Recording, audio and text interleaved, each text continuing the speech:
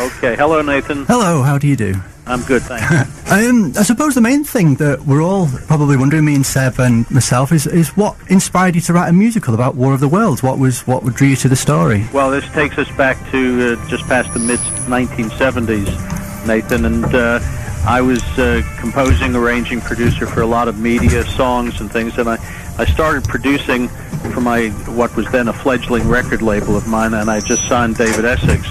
And David wrote pretty much all of his own material, so for a chunk of my working career, I was servicing all of his songs as his producer and arranger, and then I was touring with him as his musical director. And my dad, in fact, reminded me during that period, he said, hey, don't forget that as part of your goals as a composer, you wanted to try to find a big story that you'd fall in love with, feel very passionate about.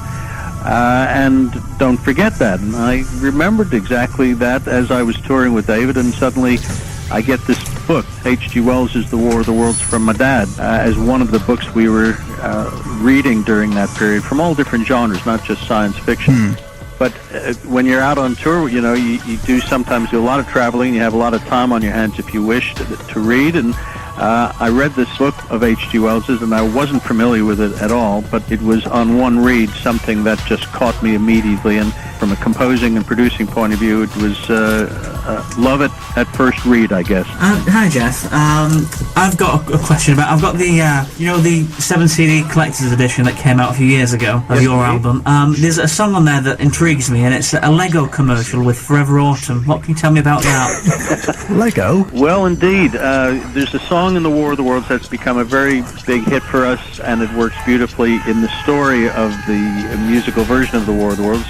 But life started, or a small section of it, of Forever Autumn, started as a composition that I did for Lego toys. And it just happened that at some point, the public can write in saying, what's that piece of music? And something takes off from it. And it was just one of those that did, and I became conscious of that. And at the point when I was writing The War of the Worlds, there was a point in the story when our journalist, portrayed by Richard Burton as this very large 11-foot high floating hologram above the stage. But in the story, he's trying to come to London to take his fiancée, Carrie, and her father out of the clutches of the Martians as this invasion is expanding. And he arrives at their house in London to discover they're not there.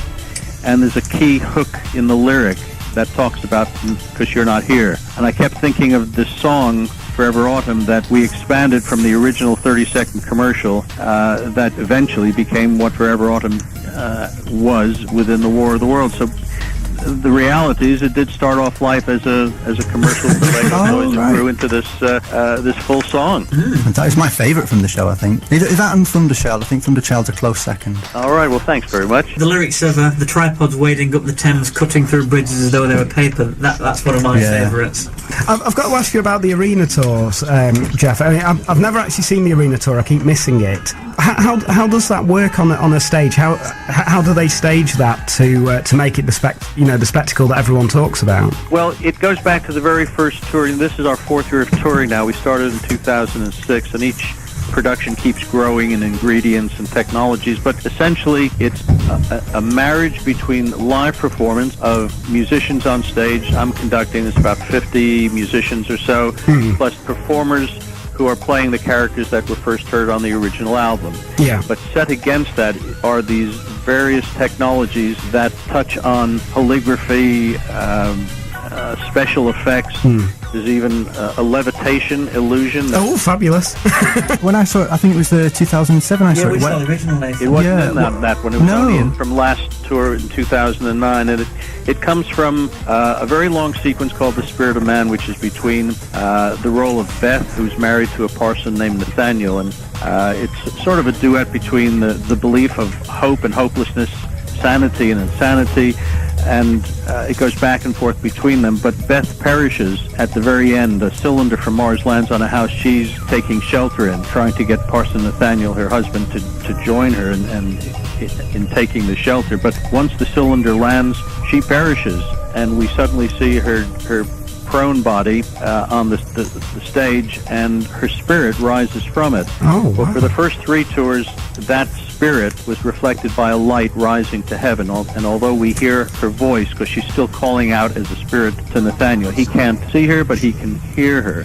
But from 2009, it turned into, for the first time in any arena that we were told, an illusion where, in full view of the audience, her spiritual body levitates to the full height of the stage to the lighting rig. It's very compelling stuff. This tour, we've improved it even further. It's got a little more sort of mystery about it. Fantastic. It will be a first, that as well. My background's actually from special effects and staging, and you've really intrigued me now with all this talk of special effects, and then levitation as well. They're like my 2 big things in theatre. One's to fly across the stage, and the other's to go down the trapdoor. To be incinerated by a tripod. Well, if you see it and we can convince you that it's really happening before your very eyes, then we've done a good job. But we do work with people that are specialists from that world, and arenas are quite different than, and you may know this yourself, from, say, TV or very small theaters by comparison, because sight lines are very tricky for an audience to be sitting on, say, the sides of an arena, and obviously not seeing things that can be seen. Yeah, it's one of the hardest effects to stage in any theatre, full stop. But I mean, when is it a full surround? Is it a full round audience with the arena tours, or we perform always at one end, right? So we cut off one end of whatever arena we're playing. The thing that makes this sort of marriage of technology and live performance tricky is that, as you can appreciate, every arena, no matter where we've played, whatever country, they're different in size and shape and depth and height. And we go up to, so far, the biggest ones we played in the O2, a couple in Australia, which are around 20,000 seaters. But we also play a few in, say, in Cardiff and Brighton that are around 4,500 to 5,000. So you have to sort of be able to design the shows almost like an accordion to expand and contract. Production, we've got even more new ingredients, so I'm keeping my fingers crossed, because we start rehearsals in about 10 days, and that's when we'll really know if it all works. I was just looking at the blurb that we've got about this current tour, and it mentioning some of the people that you've got working with it. You've got Jason Donovan, Liz McLaren from Atomic Kitten, Ridian, who's playing Parson Nathaniel, and from the original concept album you've got Justin Hayward as well, and Chris Thompson. So a really stellar cast coming to Manchester in December for it. Justin and Chris were on the original double album, and they've been on every tour with me, whereas the other parts, we seem to have, from tour to tour, always worked with new people, which is a nice combination. But we're very pleased that everybody that's on board is with us, because they've all worked with me in my studio. I live in Hertfordshire, and everybody who's ever come in to try or roll out, we go through it to sort of like master standard, to convince them they're right for the role, and as well as to convince our team that it works for us. So it's a good way of starting off, and so we know already how they're going to sound and act and sing, and we're very excited about it. Oh, fabulous. I think so. I had a question about the CGI that's behind the tripod that you've got on stage, which tells a story. Read somewhere that there was once talks of you trying to produce that as a full film. Was that true, or is that a myth I've heard? No, it's absolutely correct. In fact, we had spent somewhere around 15 to 18 months before the first tour came around, starting on that animated feature film set to my musical version. And in fact, it was because of that pre-production work that the tours benefited from having, we have a 100-foot wide screen. It's about 25 feet tall, and for the full 2.25 hours of the length of the show, this animated film runs in perfect synchronization with the live performance and all the other technologies. Had we not spent all that pre-production time on our film, the tour would never have benefited from it, because of the amount of time it takes to work with CGI. Yeah. And interestingly enough, after 3 years, we started all over again for this production with almost entirely new animation. And as with all technologies, things do move on. So the mood of this next version of the animation, it's darker in mood, it's a bit scarier in places. Right. And again, it's another, for us, a brand new ingredient, because we've replaced the previous animation. When the show gets into an arena, does it take a long time to set the stage up? We have to be able to go from one city on one night and be performing the next evening in another. So wow. it takes a very large crew who are highly skilled in that sort of endeavor, in terms of rigging it and de-rigging it in time. There are places that we play multiple shows, so for them it's a bit of a holiday because they don't have to, get to the next city for 2 or 3 days because we're playing 2 or 3 shows in a given city. But a number of the shows we are in one city one night, performing the next. And in fact, when the audience is leaving, if they were to turn around, they'd see it being de-rigged in full view of them. It's almost like having a second show. It's really fascinating to watch. On the very first tour, I had to come out and meet some friends of mine at the front of house where the sound is being mixed. And I suddenly was aware how extraordinary it is. It's like a circus being, de-rigged in full view of everybody. No curtains, nothing. It's very interesting to watch. I can imagine. I bet the tripod itself takes a while to put up and take down. Yes, I mean, that's the Martian fighting machine. Well, Yeah. when you consider it's about, at full extension, it's about 35 feet tall, and it comes down hidden from the lighting rig about half an hour into the story.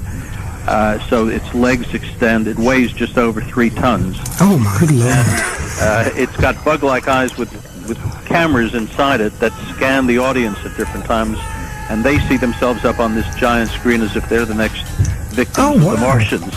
That's a bit eerie. Next to be vaporized. Yeah, Its main weapon is called a heat ray, and up until this tour that we're about to perform, it's always been expressed as sort of like a laser light with smoke. Yeah.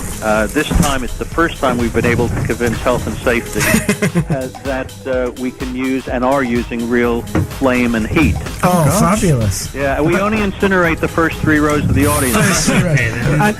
It's a small price to pay for a great effect. That's the way I see it. Well, yeah. So I can imagine what you have to go through with something on that scale. There's no doubt. I mean, health and safety has really come into the entertainment world. Just in the 4 years we've been touring the War of the Worlds, I've seen, the fact that you have to have a representative come down, write a full report, explain and demonstrate why even the smallest thing is safe. Mm-hmm. The rigging, for example, of our fighting machine, as just one example, has to be double rigged in the sense that if one motor fails, another one kicks in, and anything that could create even the tiniest amount of harm to not just the audience but performers on stage. When you consider there's, as I was saying earlier, 50 musicians, performers on stage, me on my podium, I'm right underneath it as this 3-ton device is landing. It's quite a formidable beast. It covers a large chunk of the stage when it lands. So even on our first rehearsals with the whole production of performers and musicians, we do a demonstration to show exactly where it lands. It's a tripodian device, as you rightly said. So it's got 3 legs, which are precisely marked out on the stage, so no one is supposed to go near it, sit near it, put even a violin case underneath it. It's formidable. I've just checked ticket availability, and there are still some tickets left for Manchester. Oh, thank goodness for that.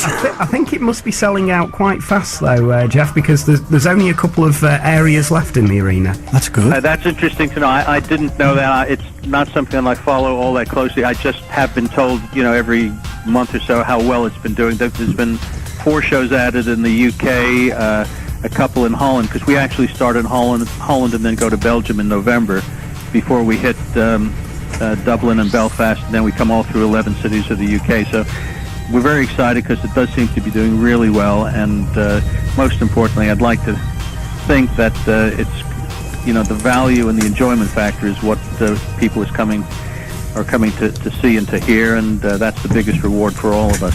Are there any plans to either revitalise or make a tour or something of your other album, Spartacus? Oh, yeah. Which had Catherine Zeta-Jones in.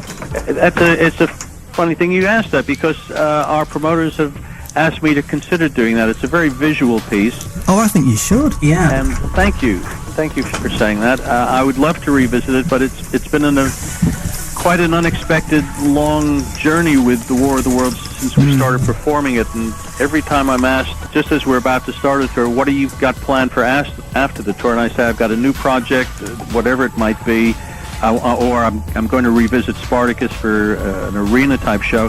We've been asked to do another tour virtually as we're completing that tour, so I've stopped saying what I'm going to do after this current tour because we've just been booked to do another one in other countries outside of the UK at the end of next year. Right. So I can't predict exactly, but I would love to. It's a true story, and it took me 3 years to research it. It's a very passionate story. It's about master over slave. There's a lot of relevance in today's world of invasions and all of the things that we live in a real world of today. So I'd love to see it come to life. Yeah, so would I. I think we all would. We're going to have to move on, but can I just say, first of all, thank you so much for joining us, Jeff. It really is a privilege for all of us. We're all sat here in awe thinking, how long can we keep talking before you get bored of us? Not at all. Thanks for having me on your program. It's thank you for enjoyable joining us. speaking with everybody. So there we go. That's the fabulous Jeff Wayne, composer and writer of The War of the Worlds. And conductor of the UK tour. And this next recording is from the 2009 tour, and it was released as a single, and it's Jennifer Ellison. Yep, and Shannon Knoll singing The Spirit of Man, originally by Julia Covington and Phil Lynott. So there we go, Spirit of Man, 2009 single version. Shannon Knoll and Jennifer Ellison from... Jennifer Ellison? Yeah. Jennifer That's Ellison? my Scouse then. It's better than your Russian. Oh, quite. I just thought of an interesting coincidence. Yeah. My name's Nathan. Yeah. And my sister's called Elizabeth. Beth and Nathaniel. Nathan's a big fan of War of the Worlds. I think that he you're lied plugging to me. for a gig, aren't you? I think that he lied to me. I'm not named after John Wayne. I'm named after a character out of a Jeff Wayne musical. Man gets hit by Richard Burton's boot. That's true. Then I hit him with my boot. And a collector picks up Beth and throws her in a basket to... Yeah. If you do want to find out more details on the tour or get tickets, you can get them from www.thewaroftheworlds.com.